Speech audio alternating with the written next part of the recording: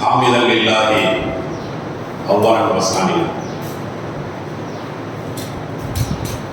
رضيت بالله ربا وبالإسلام دينا وبمحمد نبيا ورسولا. أعوذ بالله من الشيطان الرجيم. بسم الله الرحمن الرحيم. وأما من خاف مقام ربه ونهى النفس عن الهوى فإن الجنة هي المأوى.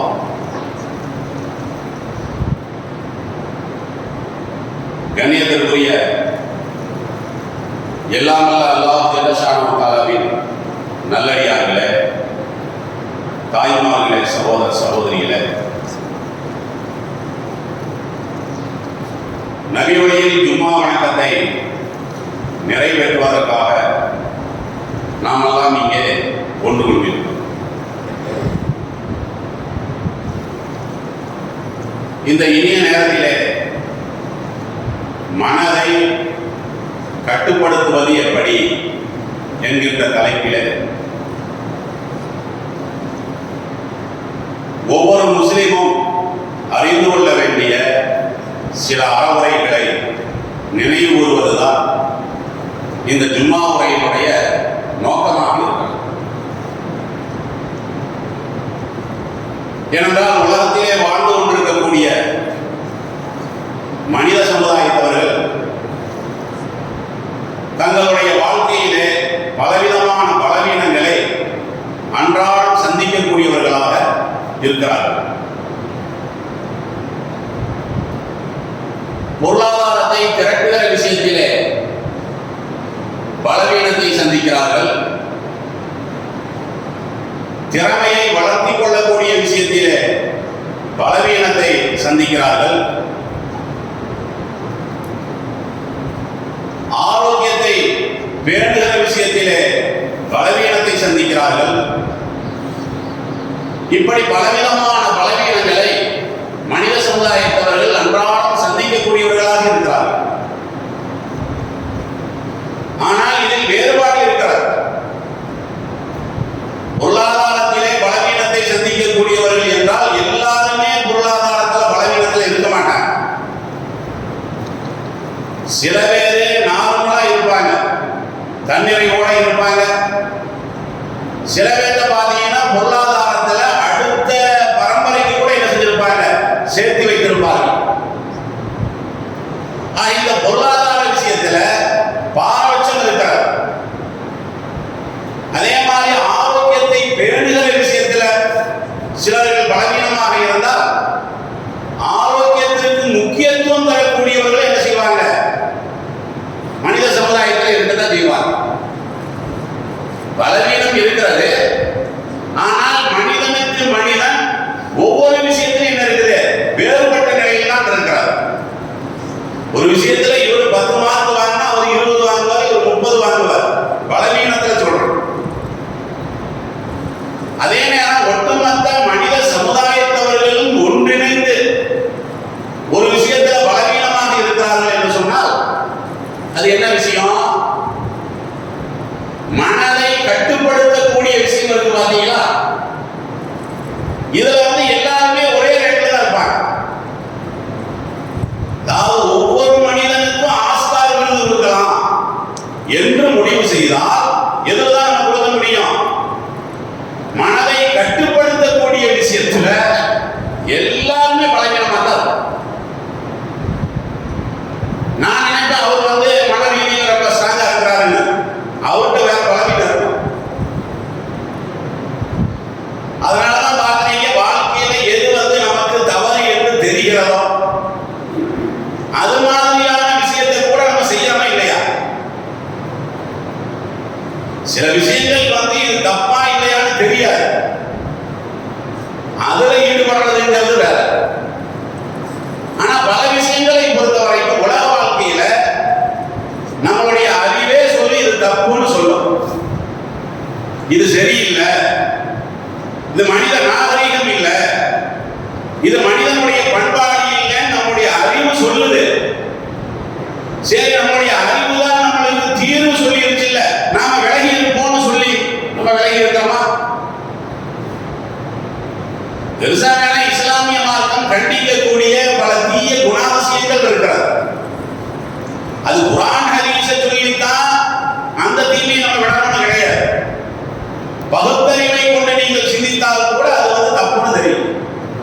குறை பேசுறோம் இல்லையா? யாரையாவது பத்தி நம்ம என்ன செய்யறோம்? டெய்லி குறை பேசாம இருக்கிறதே கிடையாது. இந்த குறை பேசுறது தவறு என்பதை நம்மளுடைய அறிவே சொல்லுதே இல்லையா? நீ என்ன குறை சொல்லும் போது எனக்கு ஆத்திரம் வருது, உனக்கு ஆத்திரம் வரல. அதே நேரம் ஒன்னு பிறர்கள் குறை சொல்லும் போது ஆத்திரம் வருதே இல்லையா? இப்ப எங்க அம்மாவை பற்றி குறை பேசினால், தந்தையை பற்றி குறை பேசினால் எனக்கு ஆத்திரம் வருது. அப்ப நான் என்ன செய்யணும்? இத பத்தி அடுத்தவங்க பேசுறது நம்மளுக்கு எரிச்சலா இருக்குது, அதுல உடன்பட மாட்டேங்குது. அதே மாதிரிதான் நாம அடுத்தால பேசக்கூடாது. அறிவே சொல்லத்தானே செய்யுது.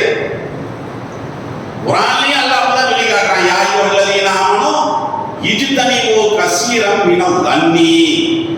திருமறை குர்ஆன்ல இது 49வது அத்தியாயத்தினுடைய 12வது வசனத்துல நீங்க பார்க்கலாம். அநேகமான கற்பனைகளிலிருந்து நீங்கள் தவிர்த்து கொள்ளுங்கள். எல்லாத்தையும் கற்பனை பண்ணிட்டே உட்கார்ந்து இருக்காங்க. இந்த வீதியில ஒரு பெண் நடந்து போறாங்க, நீ என்னது கற்பனை பண்ற? அவங்க இந்த வீட்டுக்கு போறாங்களா, அந்த வீட்டுக்கு போறாங்களா, உனக்கு என்னதுக்கு தான் ஆராய்ச்சிங்கிற? புலனாய்வு என்னது உனக்கு? ஏன்னா நம்மளுடைய எண்ணம் தப்பா சொல்லுது பாத்தீங்களா? அதனால நம்ம ஆய்வுல இறங்குறோம். நம்ம ஆய்வுல ஏன் இறங்குறோம்? உள்ளத்துல ஒரு தவறான சிந்தனை. அதனாலதான் அல்லாஹ் சொல்றான், உங்களுடைய எண்ணங்களில் பல எண்ணங்கள் இருக்கு பாத்தீங்கன்னா அது தீமைதான். யாரையுமே துருவாதீங்க, யாரை பற்றி நீங்க குறை பேசாதீங்க. இதோட நிறுத்திக்கல. ஏன்னா உலகத்துல எல்லாருமே இந்த போதனையும் பண்ணத்தானே செய்யறாங்க. ஐயோ அதுக்கும் ஐயக்குல லஹ்ம அஹீஹி ஃபகரித்துமு. இறந்துவிட்ட உங்களுடைய சகோதரனின் செத்த பிணத்தின் மாமிசத்தை நீங்கள் சாப்பிட விரும்புவீர்களா? எங்க கொண்டு போய் விடுறான்னு பாரு. என்னுடைய அண்ணன் இறந்து போயிட்டாரு, அவருடைய செத்த பாடியை நான் அறுத்து நான் தின்பனா, நரமாமிசம் நான் சாப்பிடுவானா? வெறுப்பனா இல்லையா? வெறுத்து ஒதுங்குவீல, கற்பனையில கூட நீ அதை கொண்டு வர மாட்டீல. அதே மாதிரிதான் பிறர்களை பற்றி பேசக்கூடிய இந்த புறம் குறை எல்லாத்திலிருந்து ஒரு முஸ்லிம் தவிர்த்து கொள்ளணும் நல்லா சொல்றான். நம்முடைய அறிவு சொல்லு. நபிகள் நாயகம் ஸல்லல்லாஹு அலைஹி வஸல்லம் அவர்களுடைய போதனை என்ன செய்கிறது? அவர் உத்தரவை போட்டிருந்தாங்க. சஹாபாக்கள் என்ன உத்தரவு போட்டிருந்தாங்கன்னு கேட்டா, லா யகுலு ரன்ன அஹதும் மின்கும் அன்னஹதின் மின் அஸ்ஹாபி. என்னுடைய தோழர்களை பற்றி எந்த ஒரு ரிப்போர்ட்டும் நீங்க நம்மகிட்ட கொண்டு வராதீங்க. இல்ல சொல்றாங்க, என்னுடைய தோழர்களை பற்றி இவர் இப்படி, அவர் அப்படி, ரிப்போர்ட்டை நம்மகிட்ட கொண்டு வராது. காரணம் என்ன? ஃபைன்னி உஹிப்பு அன் அஹ்ருஜ இலைஹிம் வஅன சலீமு ஸத்ரி. ஏன்னா நான் நாளைக்கு அவரை சந்திக்கும் போது திறந்த மனதோட நான் சந்திக்கணும். நீ குறை சொல்லிட்டு போயிருவ, அது முடியும் நான் அவரை ஒரு மரியாதை விஷயம் நான் வச்சிருப்பேன். நீ குறைய சொல்லி என்ன குழப்பி விட்டதற்கு பிறகு நான் என்ன பண்ணுவேன்? அவர் வரும்போது எனக்கு அந்த சின்ன தான் ஓடும். நேற்று பீர் முகமது இந்த ஆளை தானே சொன்னார், குறை சொன்னார்ல, அது உண்மையா இருக்குமா? அப்ப நேற்று வரைக்கும் மனப்பூர்வமா நான் குறையிட்டு இருந்தேன். அவரை பற்றி ஒரு குறையை நீங்கள் என்னிடம் சொன்ன காரணத்தினால் அல்லது நான் உங்களிடம் சொன்ன காரணத்தினால் அவரை பத்தி என்ன ஆகுது? நம்மளுக்கு அந்த மனசுல இடம் கீழே எழுதி போயிரு பாத்தீங்களா? அதனால யாரை பத்தி என்ன செஞ்சிடாத, ரிப்போர்ட் பண்ணிடுற செய்ய. நீ சர்வசாதாரணமா இருக்க இல்லையா? டீ கடையில் உட்காந்து பேசுறதுல என்ன குரான் ஹதீஸா? டீ கடையில் உட்காந்து பேசுறது 4 பேர் சேர்ந்தாவே 4 பேர்த்த பத்தி பேச மாட்டான், 40 பேர்த்த பத்தி தான் பேசிட்டு இருப்பான். பேச்சல எப்படி இருக்கும்? வியாபாரத்தை பத்தியோ ஒரு முன்னேற்றத்தை பத்தியோ அப்படியெல்லாம் இருக்க. இந்த ஜமாத்தில் உள்ளால் அந்த ஜமாத், அந்த ஜமாத்தில் உள்ளால் இந்த ஜமாத், இந்த வீட்டில் உள்ள பெண்கள் பக்கத்து வீட்டில் உள்ள பெண்களை பத்தி பேச பாக்குறோமே இல்லையா? எதுக்காக நம்ம சொல்ல வரோம்னு கேட்டா, இதை கூட ரசூல் ஸல்லல்லாஹு அலைஹி வஸல்லம் அவர்கள் எந்த சந்தர்ப்பத்தில் சொன்னாங்க? ஜகாத் பொருள் வருது, பங்கு வைக்கிறாங்க, அதை 2 பேர் குறை சொல்றாங்க. ரசூலுல்லாஹ் வந்து பங்கு வச்சது சரியில்லைன்னு குறை பேசுறாங்க. எப்படி பேசுறாங்க? இது கரெக்டான பங்கீடு இல்லை, மறுமையை நம்பக்கூடிய ஆள் வந்து இப்படி பங்கீடு வைக்க மாட்டாரு, நபிகள் நாயகத்தை பத்தியே குறை பேசுறாங்க. இதை வந்து சஹாபாக்கள் கேள்விப்படுறாங்க. கேள்விப்பட்டுட்டு ரசூலுல்லாஹ் வந்து சொல்றாங்க. என்ன சொல்றாங்க? அல்லாஹ்வுடைய திருத்தூதரே, நீங்க வந்து யாரை பத்தியும் குறை சொல்ல வேண்டாம்னு சொல்லியிருந்தீங்க, ஆனா உங்களை பத்தி என்ன செஞ்சாரு? இன்னி சமயத்து ஃபுலானன் வ ஃபுலானன் யகுலான், உங்களை பத்தி 2 பேர் பயங்கரமா குறை பேசிட்டு இருந்தாங்க. நம்ம இப்படிதானே சொல்லுவோம், குறை பேசுறது கூடாது, இருந்தாலும் சொல்றாங்க. அதுல குறை பேசுறது கூடாதுன்னு சொல்லி போட்டு இருந்தாலும் ஏன் சொல்றேன்? தண்ணி அடிக்கிறது கூடாது, இருந்தாலும் கொஞ்சம் அடிப்போம். இது என்ன அர்த்தம்? ஒருத்தர் குறைய பத்தி தெரியல அதனால பேசுறான்னா அது வேற, உனக்கு தான் தெரியுது இல்ல. நம்ம யாரை பத்தி நம்ம விக்ராவெல்லாம் பேசுறதே கிடையாது. ஆனா என்ன பண்றது, சமுதாயத்தில் பேசித்தான் ஆகணும். பாக்குறீங்களா இல்லையா? இதே மாதிரி சாபாக்கள் சொல்றாங்க. ரசூலுல்லாஹ்வோட உத்தரவு என்ன? யாரை பத்தி எங்களுக்கு ரிப்போர்ட் சொல்லாங்க. ரிப்போர்ட்டே எதை பத்தி சொல்லுவோம்? நல்லதை பத்தியா சொல்லுவோம் ரிப்போர்ட்னா? கெட்டதை பத்தியானே சொல்லுவாங்க. அப்ப மூசா அலைஹிஸ்ஸலாத்து வஸ்ஸலாம் அவர்களுடைய சமுதாயத்தவர்கள் மூசா நபியை குறை சொன்னாங்க, இதை விட பெருசா சொல்லத்தானே செஞ்சாங்க. அப்படின்னு ரசூலுல்லாஹ்வுக்கு கோபம் வருது. யாரு மேல வருதுன்னா, அந்த தகவலை கொண்டு வந்து சொன்னாங்க பார்த்தீங்களா, அவங்க மேல வருது. குறை பேசுறவங்க மேல வரல. ஏன்னா மனுஷன் இப்படிதான் இருப்பான், சலிச்சுட்டு போறதா நம்ம சலிச்சுட்டு தான் போனோம். பெருமானார் ஸல்லல்லாஹு அலைஹி வஸல்லம் சாதாரணமா எடுத்துட்டாங்களா இல்லையா? அப்ப இது பெரிய பாவம் நமக்கு தெரியுதா இல்லையா? அறிவு சொல்லுதா இல்லையா? ஆனாலும் அதை நாம என்ன செய்யறோம்? விரும்புறோம், லைக் பண்றோம், அது மாதிரியான செய்திகளை ஷேர் பண்றோம். நம்மளுடைய மனசை கட்டுப்படுத்த முடியல. மனசு சொல்லுதல்ல தப்பு என்ன? பாருங்க, மனுஷன் வந்து எல்லா மனுஷனும் இதுல பாத்தீங்களா பலவீனமா இருக்கான் பாத்தீங்களா? மதுபான அருந்துறாங்களே, அவங்களுக்கு தப்புன்னு தெரியுமா தெரியாதா? ஒழுக்கக்கேடான காரியத்தில் ஈடுபடுறாங்களே, அது அவங்களுக்கு தப்புன்னு தெரியுமா தெரியாதா? எல்லாம் தப்புன்னு தெரியதானே செய்யுது. ஆனாலும் ஏன் மனுஷன் வந்து அதுல வந்து ஈடுபட்டுக்கிட்டே இருக்கிறான்? மனிதன் அந்த விஷயத்தை பொறுத்த வரைக்கும் ரொம்ப ரொம்ப பலவீனமானவன். அதனாலதான் அல்லாஹ் குர்ஆன்ல என்ன சொல்றான்? இன்னன் நஃப்ஸ லம்மாரத்துன் பிஸு. கை என்ன பண்ணும் நமக்கு தெரியும். கை இருக்குல்ல, கை வேலை பண்ணும், கால் நடக்கும், கண்ணு பார்க்கும். மனசை பத்தி அல்லாஹ் என்ன சொல்றான்? இன்னன் நஃப்ஸ லம்மாரத்துன் பிஸு.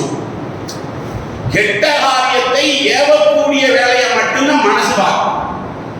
மனசு என்ன செய்யணும்னு கேட்டா, கெட்ட காரியம் இருக்குது பாத்தீங்களா, இதை செய்யலாம அப்படின்னு சொல்லி அதை பத்தி நம்மளை பேச வைக்கும், அல்லது அந்த விஷயத்தின் மேல நம்மளுக்கு ஆர்வத்தை ஏற்படுத்தி நம்முடைய லட்சியத்தை திசை திருப்போம். இது யூசுப் அலைஹிஸ்ஸலாத்து வஸ்ஸலாம் அவர்களே இதை சொன்னதாக அல்லாஹ் 12வது அத்தியாயத்தினுடைய 53வது வசனத்துல சொல்றாங்க இல்லையா? இன்னொரு வசனத்துல சொல்றாங்க, வலகத ஸலக்னல் இன்சான, மனிதனை நாம் படைத்தோம், வ நஅலமு, நாம் மனிதனை பற்றி அறிந்து வைத்திருக்கிறோம், மானு வஸ்விஸ்பி, அவன் மனசுல வந்து ஏற்படக்கூடிய ஊசலாட்டம் இருக்க அது எனக்கு தெரியும். உன்னுடைய சிசிடிவி கேமராவுக்கு தெரியாது. நான் நல்லவனா கெட்டவனா இந்த வீடியோ ரெக்கார்ட் ஆகுது பாத்தீங்களா, இதுக்கு தெரியுமா? என்னுடைய தலைதான் தெரியாது, என்னுடைய வாயு தெரியும், என்னுடைய குரலை பதிவாகும். இதுதான் அது என்ன செய்ய பதிவாகும். என்னுடைய உள்ள எப்படி, என்னுடைய மனசுல வந்து நான் யாரை பத்தி என்ன நினைச்சுட்டு நான் உட்கார்ந்து இருக்கிறேன் தெரியுமா?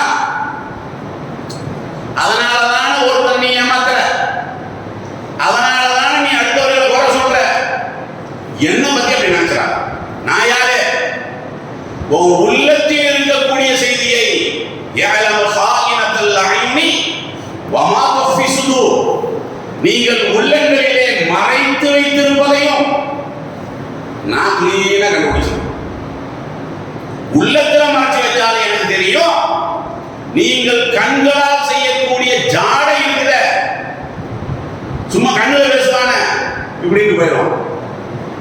இந்த சைடு இந்த நேரத்தில் அந்த சைடு வந்துரு, அல்லது இதை பண்ணிடு அதை பண்ணிடு சொல்றோம்ல, அசைவுல இது கூட எனக்கு. நீ படைச்சவன நம்பு. மற்றவர்கள் அப்படி நம்ப மாட்டாங்க. ஏன்னா அவன் ஓரளவுக்கு தான் இறைவனை நம்புறான். மத்த நேரம் அதை கல்லாதான் அவன் நம்பலாம், கரெக்டா தான் நம்பலாம். இது கல்லுதான், இது நம்மள ஆய்வு செய்யாது, இது நம்மள தண்டிக்காது, இது நம்மள செத்து போனதுக்கு அப்புறம் எழுப்பாது, எல்லாம் தெரிஞ்சதுனால அவங்க அப்படி இருக்கிறாங்க. நான் அப்படியா? என்னை பத்தி நீங்க அப்படியே உணர்ந்துருக்கிறீங்க அப்படிங்கிற அடிப்படையில் அல்லாஹ் ஜல்ல தஆலா என்ன செய்யலாம்? மனிதனுடைய மனதில் இருப்பதை நான் அறிவேன்னு சொல்றான். அப்படி சொல்லிட்டு என்ன காரணம் சொல்றா? வனஹனு அக்ரபு மின் ஹப்லில் வரீத். ஒரு மனுஷனுக்கு ரொம்ப நெருக்கமானது என்னது? பெடரி நரம்பு தான். பெடரி இருக்கு பாத்தீங்களா, இந்த நரம்பு தான் எனக்கு ரொம்ப ரொம்ப நெருக்கம். என்னது? என்னுடைய பெடரி நரம்பு தான்.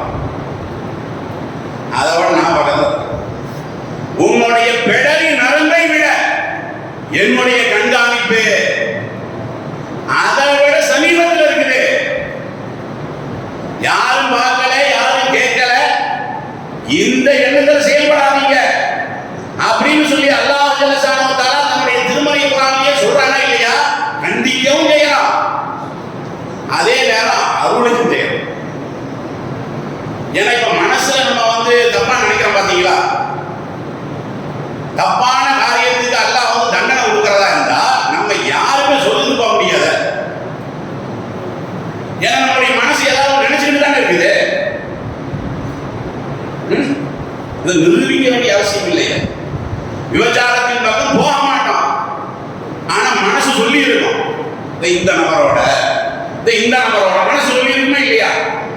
இப்ப அல்லாஹ் தண்டனை கொடுக்கிறதா இருந்தா யாராவது தப்ப முடியுமா? ஒரு ஆள் தப்ப முடியுமா? அதனால இஸ்லாம் என்ன செய்து பாவத்துக்கு நீ மனசுல நினைக்கிற வரைக்கும் நோ ப்ராப்ளம், செஞ்சுட்டீன்னு தடுச்சிரு. மனசுல ஏற்படவே செய்யாதுன்னா அவன் மனுஷனா இருக்க முடியாது, இந்த கட்டையா தான் இருக்க முடியும். நான் ஒண்ணு தானே படைச்சிருக்கிறேன், சலன வரும். மனசுல நினைக்கிற பயப்படாது, ஆனா நடைமுறைப்படுத்துகிறார். மனசுல ஒரு தவறான காரியத்தை நினைத்து விட்டு அதை நீங்கள் நடைமுறைப்படுத்தினால் தண்டிச்சு போடுவேன். இதெல்லாம் குர்ஆன்லயே சொல்றானே இல்லையா? அப்ப அல்லாஹ் ஒரு பக்கம் அருளாளன்ங்கிறதையும் ரசூல் ஸல்லல்லாஹு அலைஹி வஸல்லம் அவர்கள் என்ன செய்றாங்க? நம்மவர்களுக்கு சொல்லி காட்டுறாங்க. வலைஸ அலைக்கும் ஜுனாஹுன் ஃபீமா தஅதும் பிஹி. குர்ஆன்லயே அல்லாஹ் சொல்றான். 33வது அத்தியாயத்தினுடைய 53வது வசனம். நீங்க தவறான விஷயங்கள்ல யதார்த்தமா நீங்க விழுந்துறீங்கள, அது அல்லாஹ் குற்றம் பிடிக்க மாட்டான். அதே மாதிரி வலாக்கின் மாத்த அம்மத குலூபுக்கும், உங்களுடைய உள்ளத்தில் நீங்கள் உறுதி செய்து விட்டால், மனசுல தப்பான காரியம் வருது, செய்யவும் நீ முடிவெடுத்து வச்சிருக்க, வாய்ப்பு பார்த்து உட்கார்ந்துருக்க, இதுக்கு நான் தண்டிப்பேன். அளவாஞ்சா தண்டிக்க மாட்டேன். ஆனா நீ டேட் போட்டு வச்சிருக்கிறீங்கள, அடுத்த மாசம் நம்ம இந்த காரியத்தை பண்ணணும்னு, அடுத்த மாசம் நம்ம இந்த காரியத்தில் ஈடுபடணும், டேட் போட்டு வச்சிருக்கிறீங்கள, டேட் போட்டா தந்துச்சு நினைக்கிற முடியும் தப்பு இல்லை. அல்லாஹ் சொல்றாங்களா இங்க குர்ஆன்ல? எதுக்கு சொல்றாங்கல்ல? இந்த மனதை கட்டுப்படுத்தக்கூடிய இந்த விஷயம் இருக்குது பாத்தீங்களா, இது மனுஷனால முடியவே செய்யாது. நீ யூடியூப் ஓபன் பண்ணி பாருங்க, மனதை கட்டுப்படுத்துவது எப்படி என்னமோ ஆயிரக்கணக்கில் தலைக்கு போட்டு, என்ன மனதை கட்டுப்படுத்துவது, எப்படி கட்டுப்படுத்துவது, என்ன படிப்பு இருக்கு அதுக்கு, இல்லை என்ன கெமிக்கல் இருக்கு அதுக்கு, இல்லை என்ன மருந்து மாத்திரை கண்டுபிடிச்சிருக்கான் அதுக்கு.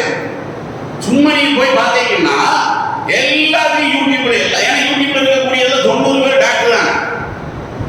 90 பேர் தன்னை டாக்டரா நினைக்கிறது, 90 பேர் தன்னை மேலாவியா நினைச்சுக்கிறது, எல்லாம் ஆயுதம் விட்டடிக்கிறதா. அந்த மருத்துவம், இந்த மருத்துவம், இந்த அறிவியல், அந்த அறிவியல், மனதை சீர்படுத்த வேண்டுமா, நீங்க இதை செய்ய அதை செய்ய, நரம்பு போட்டு இப்படி பண்ணு என்ன ஆகுது?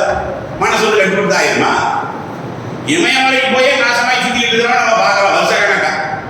வருஷக்கணக்கா என்ன பண்றான்? மனசை கட்டுப்படுத்துறது. பணத்தை கூட உனக்கு அடக்க முடியல, இது போதும் உனக்கு நினைச்சு நிற்க முடியல, இது இன்னும் மனசை கட்டுப்படுத்துறது. ஏன் கட்டுப்படுத்த முடியல? மனதை கட்டுப்படுத்துகின்ற அம்சத்தை மனுஷனுக்கு சொல்ல இயலாது.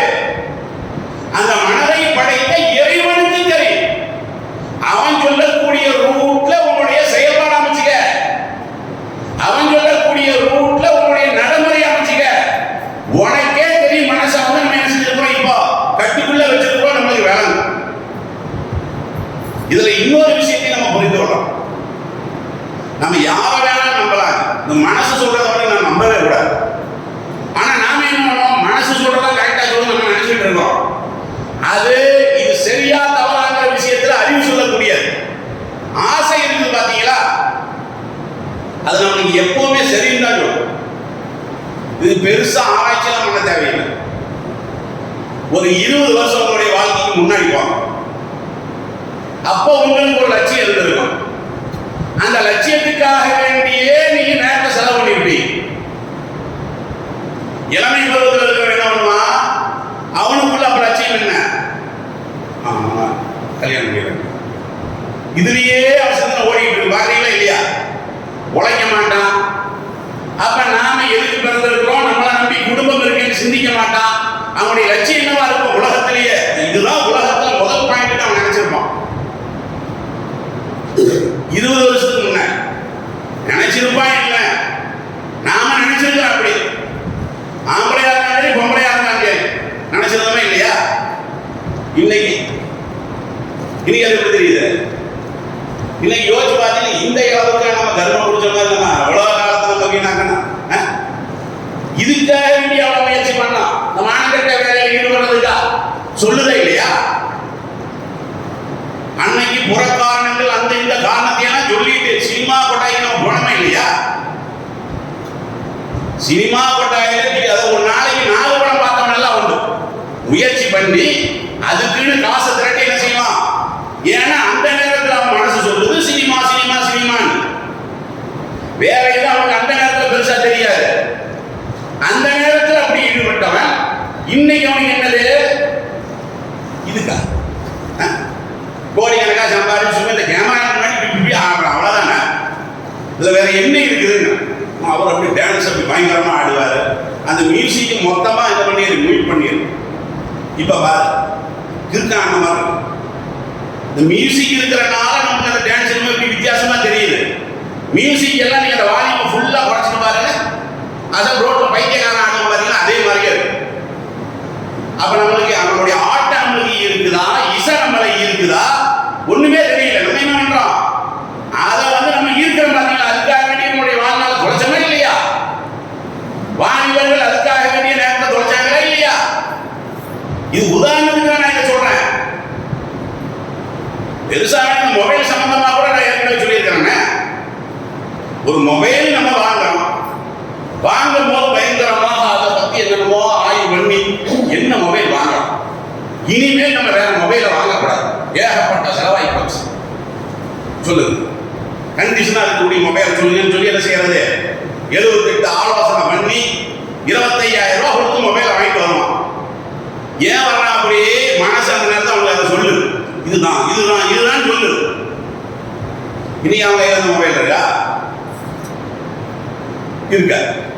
இன்னைக்கு வேற ஒன்று ஆகியது. அதனால மனசையும் குறைஞ்சி கொண்டு கூட்டு வச்சா மாதிரி குறைஞ்சாவது மரத்துக்கு மரம் தான் ஜாவு.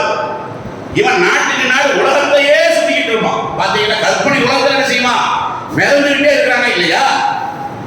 அப்ப நீங்க நல்லா ஒன்றை புரிந்து இன்னும் சொல்ல போனா இதெல்லாம் அல்லாஹ் செய்யக்கூடிய அருளுங்க. இது அல்லாஹ் செய்யக்கூடிய பாக்கியம் இது. அதாவது நம்மளுக்கு மறக்க முடியல நம்ம சும்மா புலம்பிட்டு இருப்போம். அப்படியெல்லாம் ஒண்ணும் கிடையாது. நீ 10 வருஷத்துக்கு முன்னாடி உள்ள மறந்துகிட்டு தான் இன்னைக்கு நார்மலா உட்கார்ந்து இருக்கிற. நீ 5 வருஷம் எதுக்கு உயிரை கொடுத்தியோ அதெல்லாம் உனக்கே இப்ப மட்டமா தெரியறதுனாலதான் சாதாரண நிலையில உட்கார்ந்துட்டு இருக்கிற. அப்ப மனசு ஒரு காரியத்தை சொல்கிறது என்ற காரணத்தினால என்ன செஞ்சிடாதீங்க, தவறான காரியத்தில் ஈடுபட்டுறாதீங்க. அறிவை வச்சு யோசிக்கிறோமே இல்லையா? சில பேர் என்ன செய்வாங்க, குடும்பத்துல சண்டை,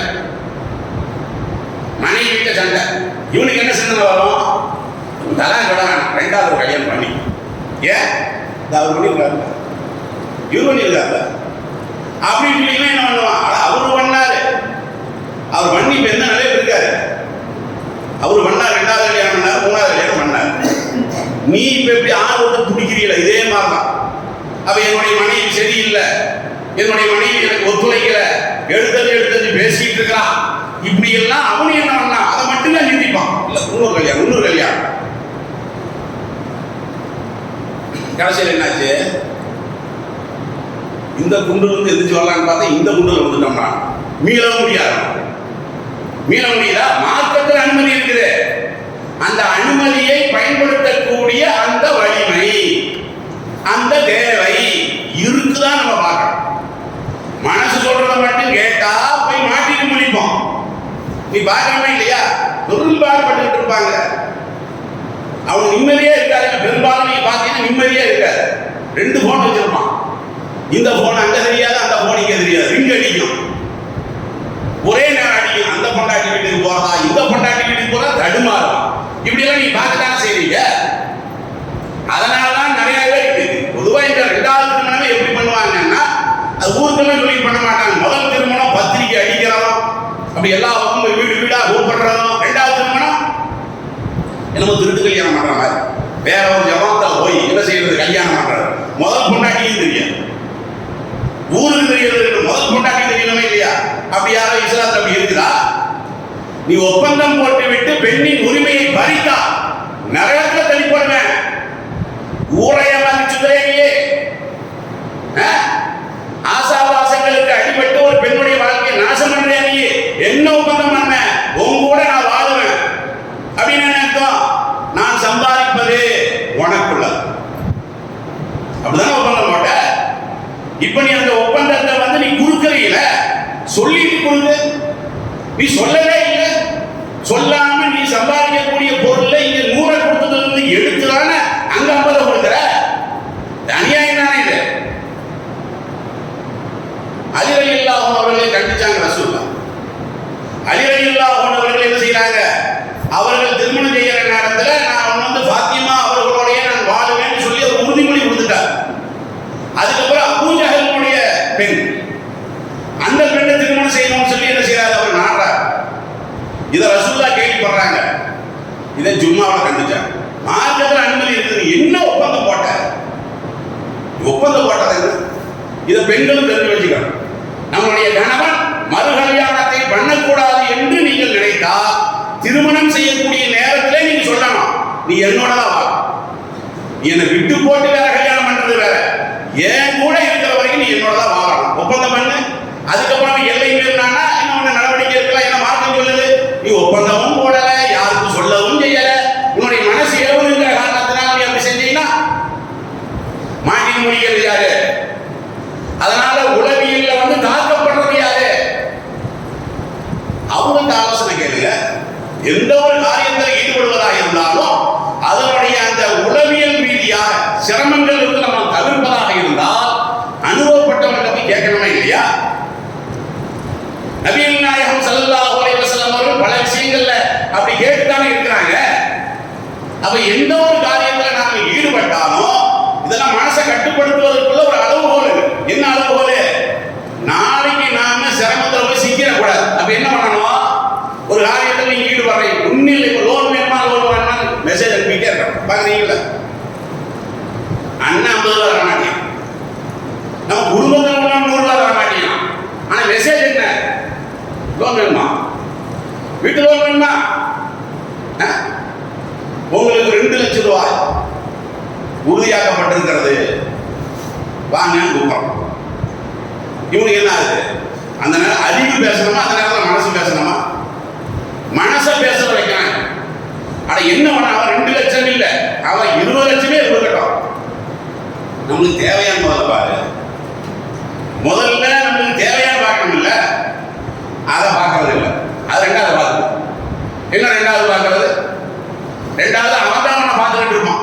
வார வாரம் வீட்டுக்கு வந்து அவன் பார்ப்பானே தவிர, உன் பேர்ல உன் கொண்டாட்டிய மானகட்ட மாதிரி அவன் பேசுவானே தவிர, நீ ஏற்கனவே உழைச்சு சம்பாதிச்சு வச்சிருக்கக்கூடிய காரணிய வித்துக்கிட்டு அவனுக்கு போய் அடைக்கணுமே தவிர, வட்டியில நீ இத்து போய் ஈமான்ல செத்து போகக்கூடிய நிலைமையை அவன் ஏற்படுத்துவானே தவிர, என்ன அவன் பார்த்துவான்? 2வது நம்ம பார்த்துவான் என்ன? அப்ப எந்த ஒரு காரியத்தில் ஈடுபடுறதா இருந்தாலும் இது தேவையான முதல்ல பார்க்கணும்.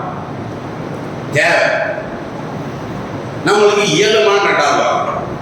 தேவையான தேவைதான். பிரியாணி சாப்பிட்றதுக்கு தேவைதான். டாக்டர் சொல்லியிருக்கிறார்ல, நீ பிரியாணி தின்னா அவ்வளவு கொழுப்பு ஏறின்னு சொல்லியிருக்கிறார்ல.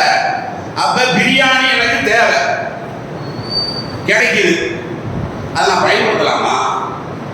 அது நம்மளுக்கு சாத்தியமாகுமா? பெண்கள் இந்த விஷயத்தில் என்ன செய்யணும்னா கவனமாக இருக்கணும். ஏன்னா இந்த சீட்டு கட்டி ஏமாறக்கூடிய லிஸ்ட்ல வந்து அதிகமாக பெண்கள் தான் இருக்கிறார்கள். பெண்கள் தான் வீடு வேலை செஞ்சு என்ன செய்வாங்க, அது வேணுமா இது வேணுமா, நீங்க உடனடியா காசெல்லாம் கொடுக்க தேவையில்லை, வார வாரம் 100 ரூபாய் கொடுத்தா போதும். உடனே என்ன செய்யறது, வாங்கி வச்சாங்க. வாங்கி வச்சது தெரியாது. இவன் புரோட்டா மசாலா போட்டு அவன் 500 ரூபாய் வாங்கிட்டு வருவான், வீட்டுக்கு 200 ரூபாய் கொடுப்பான். அதுல 100 எடுத்து இவனுக்கு கொடுக்குறாரு. இப்ப என்ன ஆகும், பிரச்சனை வருமா இல்லையா? உளவியல் பாதிப்பு ஏற்படுமா இல்லையா? குடும்ப மகிழ்ச்சி கெட்டு போகுமா இல்லையா? ஏன்னா இது எதுக்காக நம்ம இந்த பொருளாதார விஷயத்தை சொல்றோம்னு கேட்டா, இந்த பொருளாதார விஷயத்துல தான் மனிதனுடைய மனம் அடங்கவே செய்யாது. அடங்கவே செய்யாது. நாம அப்படி நினைச்சிட்டு இருப்போம், நம்மளுக்கு ஒரு 5 லட்சம் ரூபாய் இருந்துச்சுன்னா, இப்ப இல்ல இருந்துச்சுன்னா நம்ம போடணும் 5 லட்சம் ரூபாய் இருந்தா அதே போதுமானது. 5 லட்சம் ரூபாய் வந்துருச்சு, என்ன பண்ணுவான், ஒரு 10 லட்சம் ரூபாய் இன்னும் இருந்தா, 10 வந்துருச்சு, ஒரு 20 இருந்தால், இது இருந்தாலுங்கிறதான் போட்டுட்டு போயிட்டே இருக்குமே தவிர இது போதுன்னு வருமா மனசு? அது வராதுங்க. இது சாதாரண மனிதனுடைய தன்மை. இது போதும்னு சொல்லி பொருளாதார விஷயத்தில் என்ன செய்யாது, வரவே செய்யாது. நிறைய வராது. அல்லாஹ் குர்ஆன்ல சொல்றானே இல்லையா, அல்ஹாக்கு முத்தகாசுர், இந்த பொருளாதார ஆசை இருக்க பேராசை அது உங்களை நாசமாக்கி விட்டதுன்னு அல்லாஹ் குர்ஆன். ஹத்தா சுருத்துமுல் மகாபிர் அப்படின்னு அர்த்தம். மகாபிர் கபர், நீ கபருக்குள்ள போற வரைக்கும் உடைய பொருளாதார ஆசை தீரவே செய்யாதுன்றான். படைச்சவன் சொல்லிட்டான். அப்ப எதுக்கு நம்ம போட்டதுக்கு பின்னாடி அலையணும்? ஏன் அலையணும்? எதுக்கு அலையணும்? அப்ப அனில் அம்பானி அவர் அவ்வளவு பெரிய பணக்காரர், இவ்வளவு பெரிய பணக்காரர் தெரியல, அவன் வீட்டுல சும்மா உட்கார்ந்துட்டு இருக்கிறானா, இல்ல மறுபடியும் உழைக்க போயிட்டு இருக்கானா, மறுபடியும் பணத்தை தேடி சுத்துறானா? அதனால இதுல எல்லாம் நம்முடைய மனசு அடங்கவே செய்யாது. அப்ப நாம இதை பத்தி என்ன புரியணும், மனுஷனா அல்லாஹ் இப்படிதான் படைச்சிருக்கான். எப்படி பொருளாதார விஷயத்துல இவனுக்கு திருப்தியே வராது. அதனால என்ன பண்ணணும், நம்மளுக்கு தேவையான வாங்க, நம்மளுக்கு அவசியம்னா தேவை. இதுதானே இன்றைக்கு இதுல நம்ம என்ன செய்யறது இல்ல, மனசை வந்து அலைபாய விட்ட காரணத்தினாலதான் பிறர்களுடைய பொருள் கலப்படம். கலப்படங்க. நான் அல்லாஹ்வுடைய அடியாரா நான் உட்கார்ந்துருக்கேன்னா ஒருத்தனை ஏமாத்தி போட்டு வந்து உட்கார்ந்துருக்கேன். இப்ப கடையில இருந்து பள்ளியில இந்த சட்டை நான் உடைச்சது மட்டும்தானா, இல்ல வேற ஒருத்தனுடைய 10 ரூபாய் இருக்கா? நான் குடிச்ச தண்ணி ஹலாலா? ஹலாலோட நான் உட்கார்ந்துருக்கேன்னா ஹராமோட பள்ளியில உட்கார்ந்துருக்கேன்னா? பள்ளியில சுத்தமான இன்னல்லாஹ் தய்யிபுன் லா யக்பலு இல்லா தய்யிப். அல்லாஹ் சுத்தவான், போலிக்கல இடமே கிடையாது. ஒரிஜினல், உன்னுடைய உழைப்பு ஒரிஜினலா இருக்கணும். ஒரிஜினல்ல நான் பரக்கத் பண்ணுவேன் அல்லாஹ் சொல்றாங்க. அப்ப எல்லா விதமான கேடுகட்ட காரியங்களையும் செய்து கொண்டே பள்ளிவாசலுக்கும் வருகிறோம். முஸ்லிமாகவும் நாம் என்ன செய்யறோம், நடமாடுறோம். இதெல்லாம் பார்த்துட்டு இருப்பானா? அதனால இந்த விஷயத்தை பொறுத்த வரைக்கும் மனதை அடக்குவதாக இருந்தால் என்ன பண்ணணும், இது முதல்ல நம்மளுக்கு தேவையான்னு பார்க்கணும், நம்மளுக்கு இயலுமான்னு பார்க்கணும். இது எல்லாத்துக்கும் மேல மார்க்கம் வந்து அதை அங்கீகரிச்சிருக்கான்னு பார்க்கணும். இந்த மூணையுமே நம்ம உரசி பார்த்துட்டே இருக்கோம் வைங்களேன், நம்மளுடைய அறிவு வேலை சொல்லி இல்லை, நம்மளுக்கு தேவையில்லை, நம்மளுக்கு இது இயலாது, நம்மளுக்கு இது முடியாது, அறிவு சொல்லிருக்கல, டக்குன்னு விளக்கு. அதுக்கப்புறம் ஊரே சொன்னாலும் அந்த காரியத்தை பண்ணக்கூடாது. இந்த ஆண்கள் டீம் இருக்கிறது, பெண்ணிடத்திலும் இருக்கிறது. பெண்கள் இந்த மாதிரியான தன்மை இருக்க இல்லையா?